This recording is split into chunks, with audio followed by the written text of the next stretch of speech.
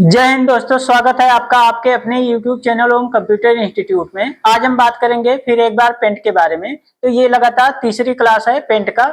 इससे पहले हम 2 क्लास पेंट के बारे में डिस्कस कर चुके हैं, जो बेसिक और देन उसके बाद का क्लासेस है, जिसका डिस्क्रिप्शन में आपको लिंक मिल जाएगा। तो ये पेंट का तीसरा क्लास है। इसके बाद एक और पेंट में क्लास बचेगा, जो लास्ट क्लास होगा पेंट का। तो शुरू करते हैं पेंट शुरू करने के लिए भाई स्टार्ट बटन पे क्लिक करते हैं, ऑल प्रोग्राम पे क्लिक करते हैं, यहाँ से एसेसरीज पे, और यहाँ से पेंट खोल लेते हैं। तो अभी तक हम लोगों ने डिस्कस किया था कि इमेज के बारे में, क्लिपबोर्ड के बारे में, इमेज के बारे में, और यहाँ से टूल्स के बारे में, और यहाँ से शेप के बारे में, और यहाँ से फिल, आउटलाइन और कलर, साइज, कलर 1 और कलर 2, इतने के बारे में बात हो गए थे। जिसमें से इसमें से ये और इन दोनों के बारे में बात नहीं हुआ है, और पेस्ट से तो बात हो चुकी है, लेकिन इसी में एक और ऑप्शन है। इस पे रेक्टेंगल टाइप पे क्लिक करते हैं तो पेस्ट फ्रॉम। तो सबसे पहले इसी को देख लेते हैं। तो हम लोगों ने कल देखा था, लास्ट क्लास में देखा था, यानी कि पेंट के पार्ट नंबर 2 में देखा था रोटेशन और रिसाइजिंग और सिलेक्शन, इतना देख लिया था। अब यहाँ से हम पेस्ट में चलते हैं, और कोई इमेज लाना हो, यानी पेंट में कोई अगर इमेज लाना हो तो 2 तरीका है। एक तो हम कोई फाइल अपनी खोलेंगे तब वहां से ला सकते हैं। भाई यहाँ से पेंट के टूल पे क्लिक करते हैं, ओपन, और मान लेते हैं कोई फाइल खोलते हैं तो वो फाइल यहाँ से खुल गया। तो ये हमारी फाइल जो हम पहले से बनी बनाई फाइल है उसको खोले हैं, तो यहाँ से पेंट में आया है। अच्छा, दूसरा जो मेन तरीका होता है, यानी पेंट में कोई इमेज लाने का, तो यहाँ से कोई इमेज लाने का, भाई इससे हम कोई फाइल ओपन करेंगे, लेकिन हमें अगर कोई इमेज लाना हो तो पेस्ट फ्रॉम। अब कौन सा इमेज, जो आपको इमेज लाना हो उस पर क्लिक, तो बेसिकली हम पिक्चर पे क्लिक करते हैं, जो सिस्टम में अवेलेबल है उसी पिक्चर को यहाँ से ले आते हैं। जैसे सैंपल पिक्चर क्लिक करते हैं, अब यहाँ से कोई एक इमेज यहाँ से ले आते हैं।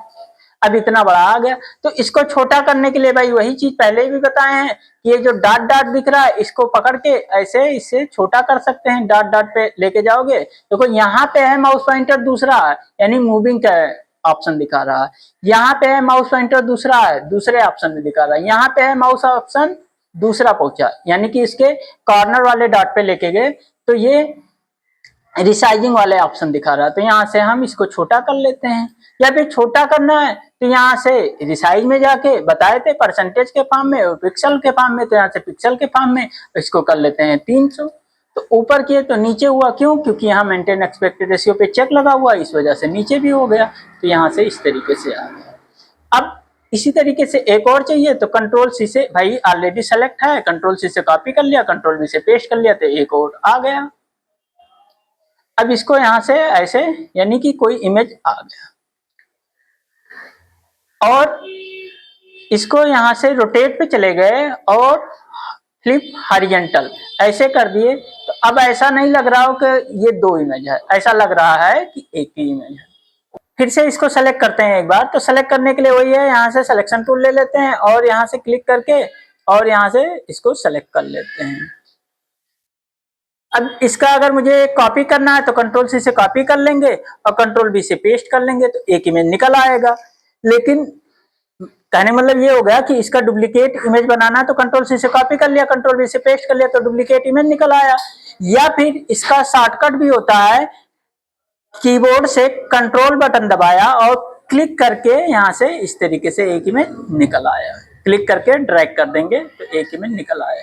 अब ये इमेज निकल आया तो इसको यहाँ से रोटेशन पे, भाई इसके नीचे रख दिया, यहाँ पे रख दिया, और रोटेशन पे चले जाते हैं और फ्लिप वर्टिकल। तो अब ऐसा लग रहा होगा कि ये चार इमेज है, तो चारों इमेज एक ही है। तो ये हो जाता है इमेज को फॉर्मेटिंग करना कुछ इस तरीके से। अच्छा, तो यहाँ से फिर से एक बार हम लेते हैं, इसको यहाँ से सेलेक्ट कर लेते हैं, सेलेक्ट करके इतने ही पोर्शन रखते हैं। तो भाई इतना पोर्शन रखना है तो क्या करेंगे, यहीं पे भाई इतनी पोर्शन को हमें रखना है, बाकी सबको डिलीट कर दें। तो इन्वर्ट सिलेक्शन कर देते हैं और डिलीट कर देते हैं, तो बाकी इतने पोर्शन बचा, बाकी सब डिलीट हो गया। अच्छा, फिर रेक्टेंगल सिलेक्शन से इसको सेलेक्ट करते हैं, और इसी में एक ऑप्शन और भी था, यहाँ से पेंट में रिसाइज में जाके यहाँ से ये स्क्रू यानी डिग्री वाइज हम अपने इमेज को रोटेट कर सकते हैं। जैसे यहाँ से मान लेते हैं कर दिया हमने 10, तो 10% कर दिया, तो ये 10% ऐसे। तो यहाँ से इसको हम रिसाइज में जाके और इसको हम यहाँ से वर्टिकल में अगर 10% करते हैं तो यहाँ से वर्टिकल में भी डिग्री वाइज मूव होगा इस तरीके। तो कुल मिला के डिग्री वाइज कराना हो तो इससे करा लेते हैं। तो कुल मिला के क्लिपबोर्ड का तीनों ऑप्शन फाइनल हो गया। उसके बाद फिर इमेज में सारे ऑप्शन फाइनल हो गए। यहाँ से टूल के बारे में आते हैं। टूल में ये क्या होता है, जैसे मान लेते हैं यहाँ एक सर्कल ले लिया और यहाँ से सर्कल लेने के बाद इस तरीके से ये सर्कल और रेक्टेंगल ये ले लिया मैंने। तो ये होता है हमारा कलर पिकर। कलर पिकर क्या करता है, किसी इमेज से कलर उठाना हो तो हम कलर पिकर से ले लेते हैं, या इमेज हो शेप हो यानी कहीं से भी कलर लेना हो तो कलर पिकर की मदद से हम ले लेते हैं। तो यहाँ जैसे मान लेते हैं इसका कलर मुझे इस शेप में डालना, तो इस पे क्लिक कर दिया और यहाँ से अब इस पे क्लिक किया और यहाँ से इस पे क्लिक कर दिया तो ये कलर इसमें आ गया।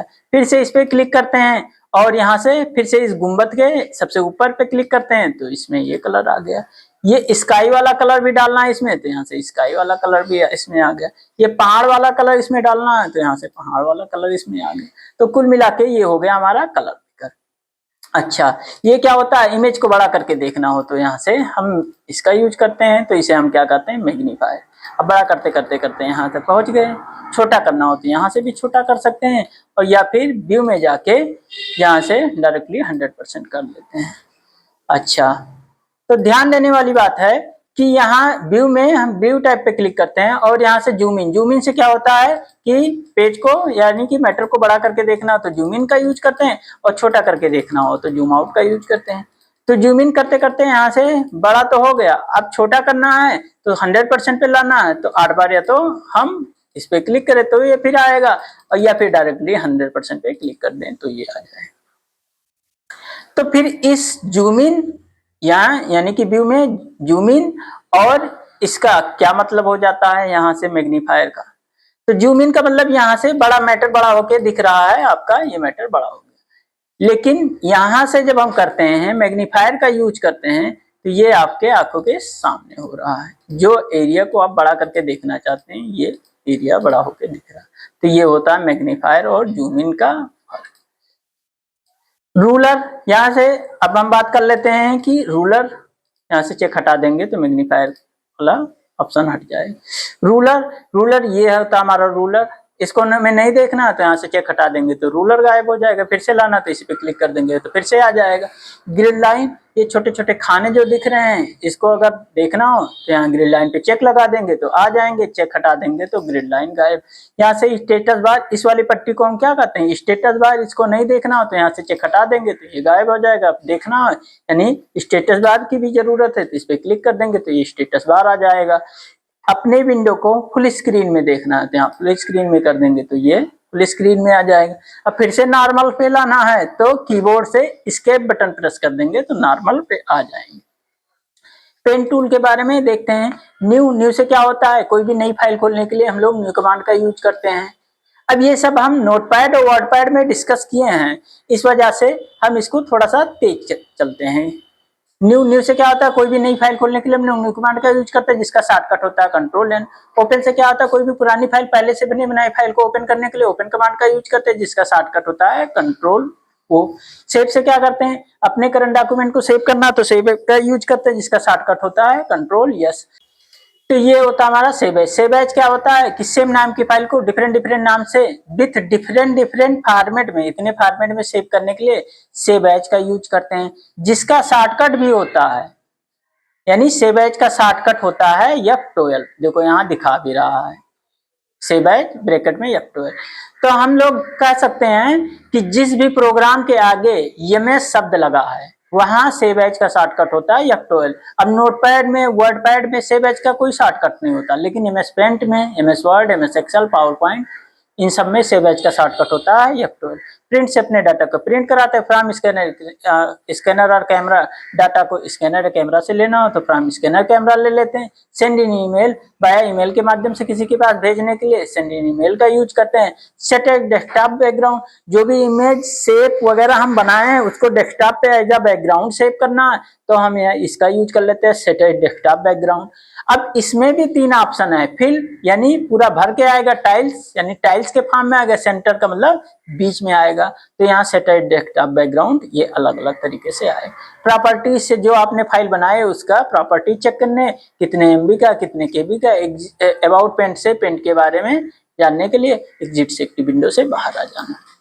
अच्छा, फिर यही चीज आ गया customise quick access toolbar. ये क्या होता है customise quick access toolbar?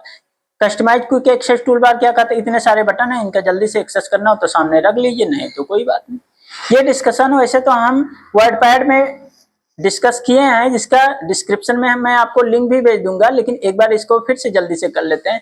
Customise quick access toolbar क्या कहता है, इतने सारे बटन, इनका जल्दी से एक्सेस करना हो तो सामने रख लीजिए, जिसमें न्यू है, ओपन है, सेव है, प्रिंट प्रीव्यू, अनडू और रीडू। अनडू का मतलब होता है एक स्टेप पीछे और रीडू का मतलब होता है एक स्टेप आगे। भाई वही चीज है कि भाई जल्दी से एक्सेस करना हो तो सामने रख लीजिए। सो एबव द रिबन, रिबन के ऊपर शो कर जाए, और so below the ribbon, ribbon के नीचे शो कर जाए। अब यहाँ से मिनिमाइज द रिबन कर देंगे, होम पे हैं, और यहाँ से मिनिमाइज द रिबन कर देंगे तो रिबन गायब। फिर से होम पे क्लिक करेंगे और रिबन आ गया। और यहाँ से चेक, भाई यहाँ पे जैसे क्लिक करेंगे तो रिबन गायब होगा। तो टेम्परेरी तो इस पे क्लिक कर रहे हैं तो टेम्परेरी आ जा रहा है, लेकिन यहाँ जैसे क्लिक कर रहे हैं रिबन गायब हो जाए, तो परमानेंट शो करे तो यहाँ से चेक हटा देते हैं। या होम या व्यू टाइप पे कहीं पे किसी भी टाइप पे डबल क्लिक करेंगे तो रिबन गायब हो जाएगा, और फिर से लाना हो तो रिबन आ जाएगा। तो ये रहा आपका पेंट का 3rd क्लास। अब कल एक छोटा सा क्लास हम कल पेंट के बारे में लास्ट क्लास और डिस्कस करेंगे, जो काफी इंटरेस्टिंग होने वाला है, तो बने रहिएगा हमारे साथ वीडियो में। थैंक यू, जय हिंद।